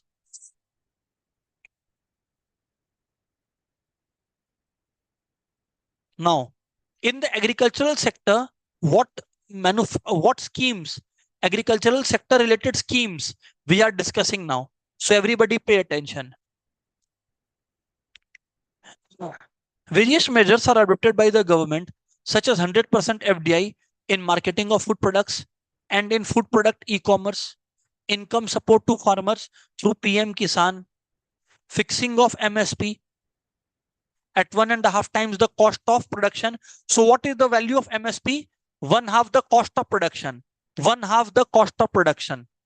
Institutional credit for agricultural sector, National Mission for Edible Oils, Pradhan Mantri Fasal Bima Yojana, Mission for Integrated Development of Horticulture, Soil Health Cards, Paramparagat Krishi Vikas Yojana, Agri Infrastructure Fund, Promotion of Farmer Produce Organizations, Per Drop More Crop Scheme, setting up of Micro Irrigation Fund, creation of ENAM, a pan-India electronic trading portal, introduction of Kisan Rail, and creation of startup ecosystem in agriculture and allied sectors. In agriculture and allied sectors. In agriculture and allied sectors.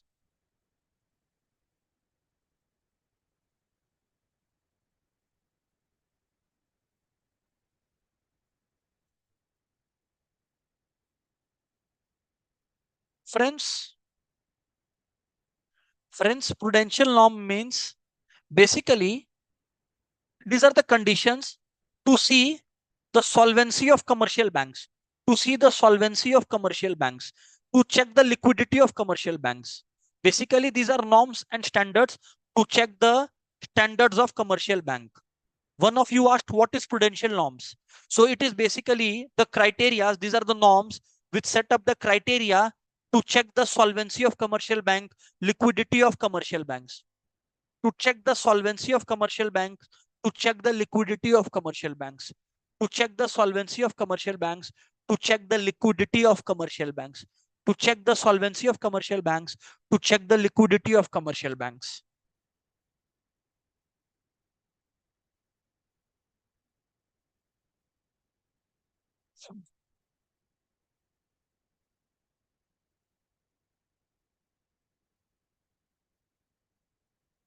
Friends, today, Indian agriculture faces many issues. Friends, today, Indian agriculture faces many issues, such as what? Such as small and fragmented land holdings, low farm productivity and subsistence farming, low marketable surplus. What is low marketable surplus? मतलब खुद के लिए बनाए and बेचने के लिए बनाए, तो जो बेचने के लिए बचा वो बहुत कम बचा. Marketable surplus is that extra part which a farmer sell of the agricultural produce that is left after self consumption. तो फार्मर खुद जो एग्रीकल्चर प्रोड्यूस कंज्यूम कर लिया अपने लिए, अपनी फैमिली के लिए, उसके बाद जो बचता है वो बेचता है. तो जो बच रहा है वही कम बच रहा है. That is low marketable surplus. And the consequent lower income levels, inability to participate in domestic as well as export market, inadequate agro processing infrastructure, failure to build competitive value chains, sluggish agricultural diversification to higher value commodity, inadequate adoption of environmentally sustainable and climate resistant new farm technology, lopsided marketing practices, ineffective credit delivery, high food price volatility, heavy dependence on monsoons, poor warehousing, inadequate post-harvest infrastructure, management practices, and incidence of poverty and malnutrition. And lastly, you see poverty and malnutrition. So friends, the industrial sector contributes about 30% of gross value added and employs over 12 crores of people. Manufacturing is the most important sector and accounts for 78% of total production. 30% of gross value added, means around 30% of national income manufacturing sector contributes.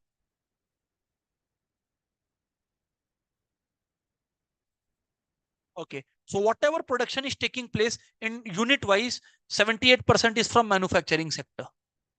In 22-23, the combined index of 8 crore industries, 8 core industries stood at this index.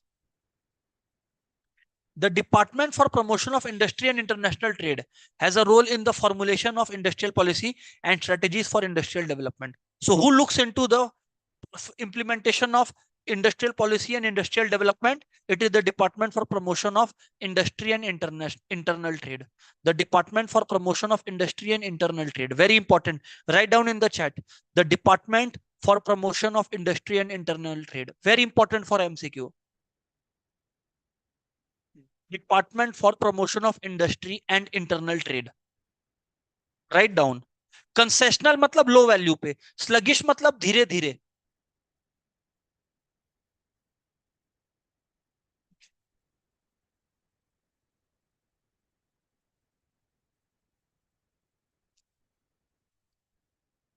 Okay. One of our friends was asking what is sluggish. Sluggish means at a low rate. हौले हौले धीरे धीरे. Parul is asking concessional. Concessional का मतलब कम value पे, low rates पर. Everybody write down in the chat. Department for Promotion of Industry and Internal Trade. Very important.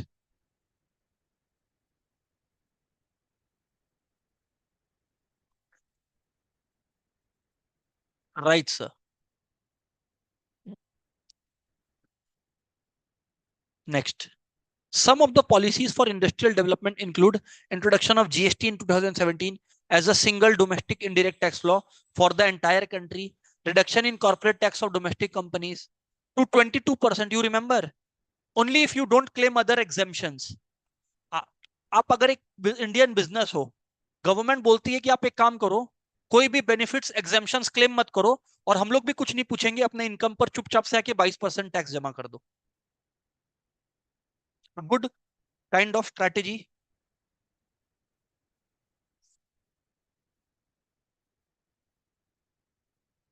Make in India, vocal for local initiative, ease of doing business, national single window system, PM Gati Shakti National Master Plan, national logistic policy, production linked incentive, industrial corridor development program, FAME India scheme, Udyami Bharat PM Mega Integrated Textile Region and Apparel, remission of duties and taxes on export products. See. Remission of duties and taxes on export product, national logistics policy, Startup India program, and the emergency credit line guarantee scheme.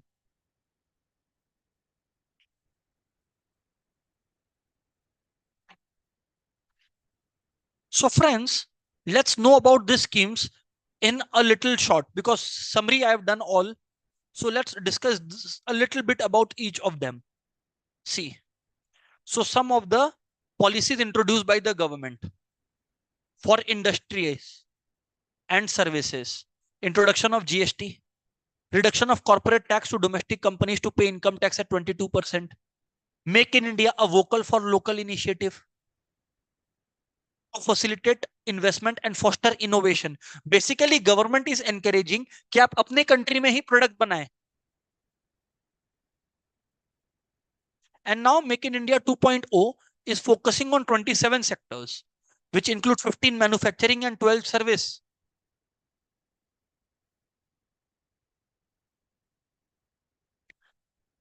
Ease of doing business with key focus areas as simplification of procedures, rationalization of legal provisions, digitization of government processes, and decriminalization of minor technical or procedural defaults. Today, dear students, India ranks 63rd in the World Bank's annual doing business report 2020 as against 77th rank in 2019, registering a jump of 14 ranks. Registering a jump of 14 ranks. Next, the National Single Window System is a one-stop shop for investor-related approvals and services in the country and aims to provide continuous facilitation and support to investors. It aims to provide continuous support to investors. It aims to provide continuous support to investors. Next, PM Gati Shakti National Master Plan. PM Gati Shakti National Master Plan to facilitate data-based decisions related to integrated planning of multimodal infrastructure, thereby reducing logistics cost. Then the National Logistic Policy. When was it launched? September 22. Why? To lower the cost of logistics. Very important. Which policy was introduced to lower the cost of logistics? To remember, National Logistic Policy. National Logistic Policy.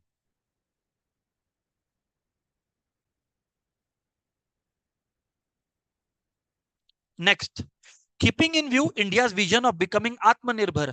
Atmanirbhar means becoming self-reliant. The production-linked incentive PLI scheme was initiated. So very important. National Logistics Policy to reduce the cost of logistics and to make Atmanirbhar the production-linked incentive scheme for 14 sector to enhance India's manufacturing capabilities. Industrial Corridor Development Program. Basically, greenfield industrial regions with sustainable infrastructure to make available plug and play infrastructure at the plot level. Sir, what is plug and play? Means infrastructure आपको ready करके मिल जाएगा एक area में, आप अपना business बैठाइए और business start कीजिए. आपको उस एरिया का डेवलपमेंट पे ध्यान नहीं देना पड़ेगा. Government is doing everything for you. You just go there and start. It is like आप लोग एक घर पे आए, उस घर में प्लग लगा हुआ है, ठीक है, आप बस प्लग से जो भी डिवाइस कनेक्ट करना करिए और चालू कर दीजिए. So government will set up everything for you. You just go there and set up your business in that area. Understood, not understood, dear students? A very important incentive and initiative. Next is everybody, FAME India scheme. Now let's first of all understand the full form of FAME. Faster adoption. M is manufacturing of hybrid and e-vehicles. E is electric vehicles. Promote manufacturing of electric and hybrid vehicle technology and ensure sustainable growth of the same. To promote, basically they are talking about promotion of technological development. Then there is the Udyami Bharat, which seeks to empower micro, small and medium enterprises, MSMEs, which seeks to empower the micro, small and medium enterprises. Next, PM Mega Integrated Textile Region and Apparel. So PM Mitra, PM Mega Integrated Textile Region and Apparel, Mitra, to ensure world-class industrial infrastructure which could attract cutting-edge technology and boost FDI and local investment in the textile, कपड़े का sector में investment को boost करना. यहां पे गोल है कि कपड़े के सेक्टर में इन्वेस्टमेंट बूस्ट हो.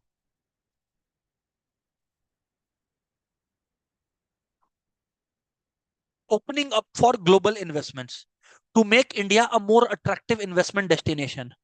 The government has implemented several radical and transformative FDI reforms such as defense, pension, e-commerce, etc. 100% FDI under automatic route for sale of coal and coal mining activities. Foreign Investment Promotion Board we have already done, has been abolished, and a new regime, namely Foreign Investment Facilitation Portal. Write down in the chat box, please. Foreign Investment Facilitation Portal. Write down in the chat box, please. Foreign Investment Facilitation Portal. Come on, everybody.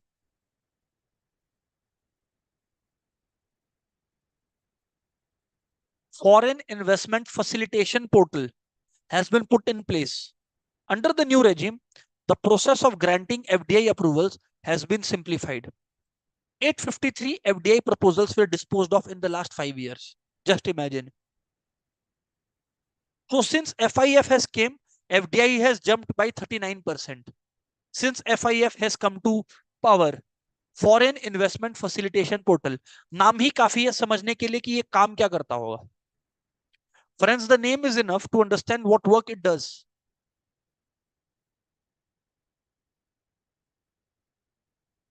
Right. Next thing, friends, undertaken by the government is remission of duties and taxes on export products. Remission of duties and taxes on export products to replace the existing merchandise export from India scheme to boost exports.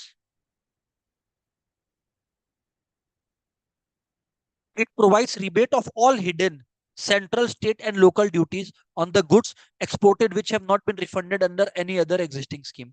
Interesting. So remission of duties on exported products to replace the merchandise export from India scheme. It provides for rebate. Rebate means basically discount, refund of all hidden central, state, and tax on the goods exported which have not been refunded under any other existing scheme. तो मान लीजिए, example देता हूं, मान लीजिए कि एक product पे 3 लेवल पे टैक्स लगा. कोई लोकल टैक्स लगा 2% का, जीएसटी लगा 18% का, और कोई और एक टैक्स लगा 20% का. अब मान लीजिए 18% जीएसटी और 20% रिफंड हो गया, but later on it was realised कि 2% और है टैक्स. क्योंकि दिस प्रोडक्ट वाज एक्सपोर्टेड, तो government is very happy. Government ये 2% आपको इस स्कीम के अंदर रिटर्न कर देगा under the RoDTEP, remission of duties and taxes on export products. Condition है प्रोडक्ट एक्सपोर्ट होना चाहिए, कंडीशन है कि माल एक्सपोर्ट होना चाहिए.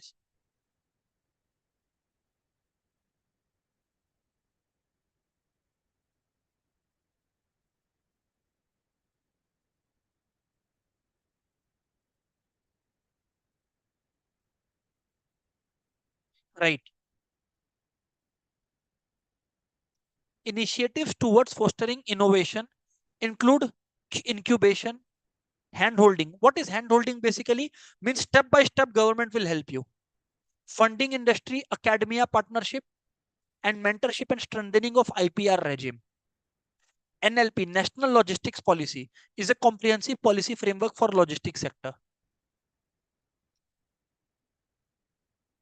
Startup India program acts as a facilitator for ideas and innovation in the country. So it's good to see, you see, Startup India program, which is facilitating ideas and innovation in our country. Facilitating what, sir? Facilitating ideas and innovation in our country. Very important is India's ranking. India's ranking in the Global Innovation Index has improved from 81st to 40th. Wow. So as far as innovation is concerned, India is at rank 40. Write down. Innovation ranking 40. Write down. Innovation ranking 40. Innovation ranking 40. This way you will be able to remember it, friends. Since this is a fact, you need to learn it.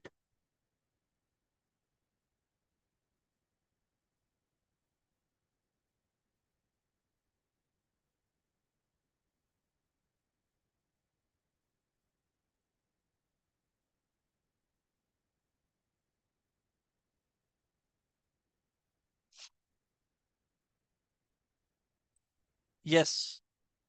Dheeraj, Pranitha, very good. You have written innovation ranking 40. Correct. This is just this I'm just making you write so that you remember, friends.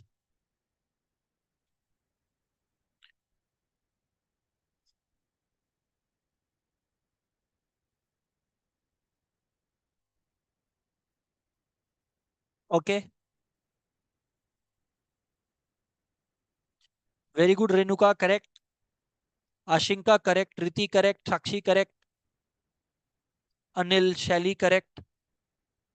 Correct. Nancy, Pavan, correct. Public preference or Public Procurement Order 2017 gives preference to locally manufactured goods, works and service in public procurement, thereby giving boost to industrial growth. And finally, the Emergency Credit Line Guarantee Scheme is a fully guaranteed emergency credit line to monitor lending institutions. To monitor lending institutions. So see, very important, India is gearing up for the fourth industrial revolution or industry 4.0, in which manufacturing transformation needs to integrate new technologies such as cloud computing, IoT, Internet of Things, machine learning and AI. Because you see, in Shark Tank also, if you see the products that are pitched today, maximum of them are, and using the words like AI, etc. What is AI? Basically, a machine that on the basis of data will keep learning, and keep improving.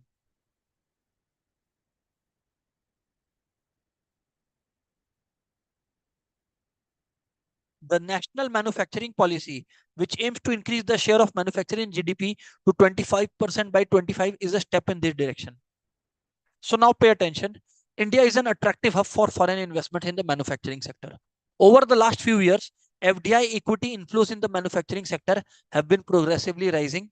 India continues to open up its sector to global investors by raising FDI limits and removing regulatory barriers, in addition to developing infrastructure and improving the business environment. According to Department for Promotion of Industry and Internal Trade, India received a total FDI inflow of US 58.77 billion in 21-22.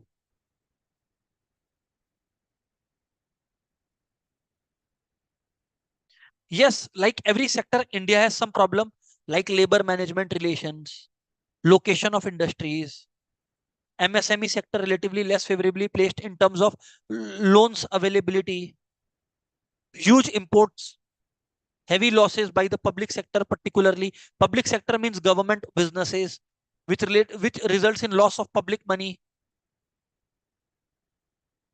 global supply chain disruptions, global slowdowns, aggressive tightening of monetary policy, increasing fuel prices. So definitely, friends, definitely all these are posing some kind of threat for our economy. Of course, they are posing some kind of threat. Recording 100% in FDI progress. participation is allowed. Cost overrun means high costs. Bus. Cost overrun means high costs. Khatam. Next, India is among the top 10 WTO members in service exports and imports. India service export at US 27 billion due to software business and travel, due to three areas: software business and travel. Software business and travel, write down in the chat. Software business and travel services, write down. Software business and travel services, very important. Software business and travel services. Come on, everybody, write down. Software business and travel services. Software business and travel services.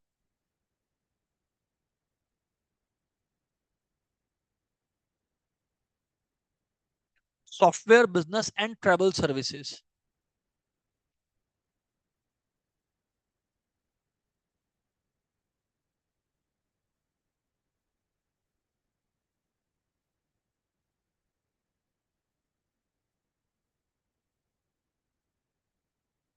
Okay.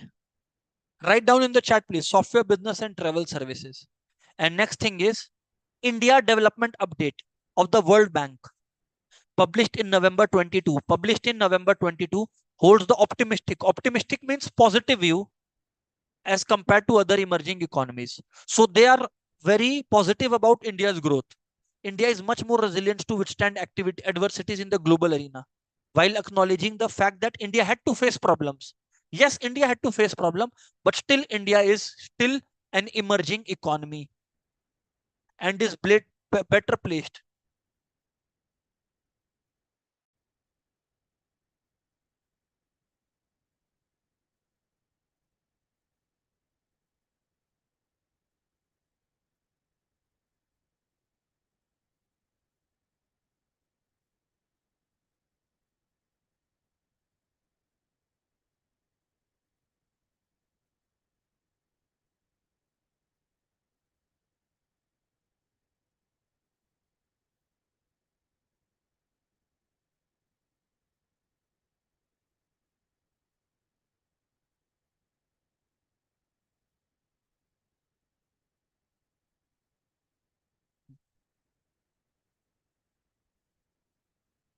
Okay. So, friends, there it is. So, finally, we wind up our class today, and hopefully, you will read the institute's material carefully, because I repeat, after doing this class, if you read the institute's material carefully, I cannot, you know, overemphasize the importance. It's very important to read institute's material carefully. That's it for the day. Goodbye, everyone. Good luck, everyone. Tata. Thank you very much.